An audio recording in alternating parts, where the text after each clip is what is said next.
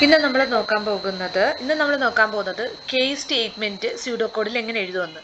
പൈത്തണിനെ സംബന്ധിച്ച് കേസ് എന്ന് പറയുന്ന ഒരു കൺസെപ്റ്റ് ഇല്ല. പക്ഷെ ബാക്കിയുള്ള പ്രോഗ്രാമിംഗ് ലാംഗ്വേജിലെല്ലാം ഈ കേസ് എന്ന് പറയുന്ന കൺസെപ്റ്റ് ഉണ്ട്. പൈത്തണിൽ കേസ് എന്ന് പറയുന്ന concept if else if ladder ഉപയോഗിച്ചിട്ടാണ് ചെയ്യുന്നത്. അതാദ്യം മനസ്സിലാക്കുക. പിന്നെ നമുക്ക് കേസ് ഉപയോഗിച്ചിട്ട് സ്യൂഡോകോഡ് എഴുതാൻ KTUവിൽ നമുക്ക് പരീക്ഷയ്ക്ക് ചോദിക്കും. അപ്പം കേസ് നമ്മൾ സ്യൂഡോകോഡ് എന്ന് പറഞ്ഞാൽ ഇൻഡിപെൻഡന്റ് ഓഫ് പ്രോഗ്രാമിംഗ് ലാംഗ്വേജ് ആണ്. എന്താണ് കേസ് ചെയ്യുന്നതെന്ന് വെച്ച് കഴിഞ്ഞാൽ കേസ് എന്താ ചെയ്യുന്നതെന്ന് വെച്ചാൽ നമുക്കൊരു എക്സ്പ്രഷൻ തരുമ്പം ആ എക്സ്പ്രഷനെ ഇവാലുവേറ്റ് ചെയ്യും. ഇവാലുവേറ്റ് ചെയ്തിട്ട് ആ ഇവാലുവേഷൻ റിസൾട്ടിന്റെ വാല്യൂവിനെ ബേസ് ചെയ്തിട്ട് എന്ത് ചെയ്യും? ശരിക്കും പറഞ്ഞാൽ ഒരു മൾട്ടി വേ ബ്രാഞ്ച് ആണ്. ഓക്കെ, എന്നിട്ട് ഇപ്പൊ ആ എക്സ്പ്രഷൻ ഇവാലുവേറ്റ് ചെയ്ത വാല്യൂ 1 മാച്ച് ചെയ്യുന്നതെങ്കിൽ കേസ് 1ലുള്ള ബ്ലോക്ക് 1 സ്റ്റേറ്റ്മെന്റ്സ് എക്സിക്യൂട്ട് ചെയ്യും. ഇത് വാല്യൂ 2 ആയിട്ടാണ് മാച്ച് ചെയ്യുന്നതെങ്കിൽ കേസ് 2ലുള്ള ബ്ലോക്ക് 2 സ്റ്റേറ്റ്മെന്റ്സ് എക്സിക്യൂട്ട് ചെയ്യും. ഇതൊന്നുമായിട്ട് മാച്ച് ചെയ്യുന്നില്ലെങ്കിൽ ഡിഫോൾട്ട് ബ്ലോക്കിലുള്ളത് എക്സിക്യൂട്ട് ചെയ്യും. എന്നിട്ട് ഈ കേസ് ഓഫിന്റെ അവസാനം ഇൻഡിക്കേറ്റ് ചെയ്യാൻ എന്തുണ്ടാവും? എൻഡ് കേസ് ഉണ്ടാവും. അപ്പം നമ്മൾ സ്യൂഡോകോഡ് എഴുതുമ്പോൾ നമ്മൾ ഉറപ്പായിട്ടും ഇതേപോലെ തന്നെ എഴുതണം.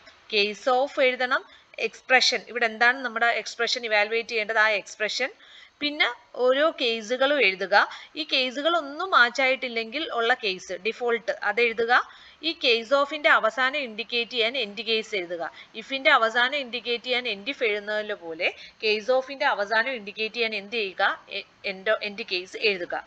അപ്പം നമ്മുടെ കണ്ടീഷനെ ബേസ് ചെയ്തിട്ട് പല കണ്ടീഷനെ ബേസ് ചെയ്തിട്ട് പല ആക്ഷൻസ് എടുക്കേണ്ട സിറ്റുവേഷൻസിൽ നമ്മൾ ഈ കേസ് എന്ന് പറയുന്ന പ്രോഗ്രാമിംഗ് കൺസ്ട്രക്റ്റ് ഉപയോഗിക്കും.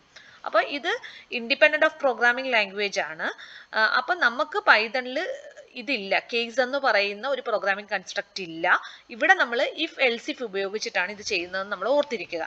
പക്ഷേ CPP പോലുള്ള ജാവ എല്ലാ പ്രോഗ്രാമിംഗ് ലാംഗ്വേജും ഇത് എല്ലായിടത്തും കേസ് എന്ന് പറയുന്ന കൺസ്ട്രക്റ്റ് ഉണ്ട്.